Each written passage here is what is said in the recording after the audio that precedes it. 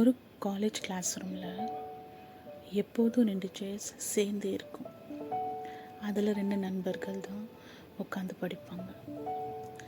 5 வருஷமாக அந்த 2 சேர்ஸும் எப்போதும் பிரியலை. காலேஜ் முடிஞ்சது. லைஃப் ஒவ்வொருத்தரையும் வேறு வேறு பக்கம் கொண்டு போச்சு.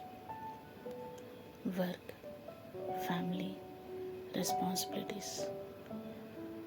பேசுறது குறைஞ்சிருச்சு. ஒரு நாள் அந்த நண்பனோட அப்பா இறந்துட்டார். யாருக்கும் ஃபோன் பண்ண தோணலை. ஆனால் ஒரு மெசேஜ் மட்டும் அனுப்பினான். முடிஞ்சாவா? கொஞ்ச நேரத்தில் அவன் வந்தான். எதுவும் பேசலை. ஸ்ட்ராங்காக இருன்னு சொல்லலை. அட்வைஸ் கொடுக்கல. அழுகிய நிறுத்தணும்னு சொல்லலை. அவன் பக்கத்தில் ஒரு சேரில் அமைதியாக உட்காந்தான். 2 மணி நேரம் ஒரு வார்த்தை கூட இல்லை. போகும்போது கையை மட்டும் பிடிச்சி சொன்னான், நான் இருக்கேன்டா.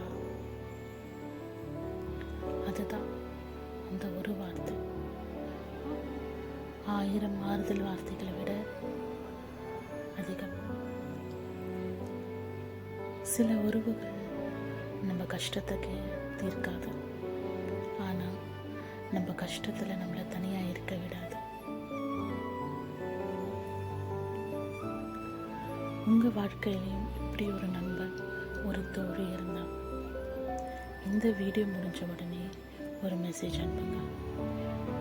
தேங்க்ஸ், நீ என் கூட இருந்ததே போதும்னு சொல்லுங்க.